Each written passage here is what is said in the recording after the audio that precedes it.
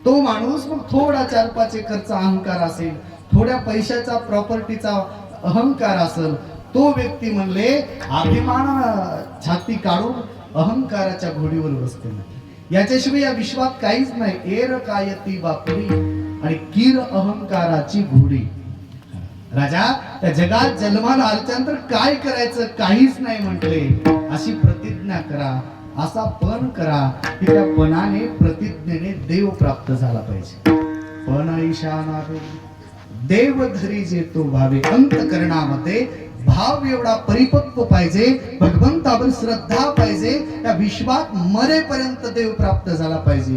तो खरा पुरुषार्थ आहे, तो खरा शूर आहे. आणि असं जर तुम्ही जीवन जगलात, जन्माला आल्यानंतर ज्याने संसार जिंकला, जन्माला आल्यानंतर ज्यानं देव जिंकण्याचा प्रयत्न केला, चांगलं कार्य केलं, का समाज सेवा केली, देव धर्म देशासाठी पवित्र ज्यानं जीवन जगलं, गोबारा म्हणतात राजांनो, ते जीवन जगतानाही त्याच्यासोबत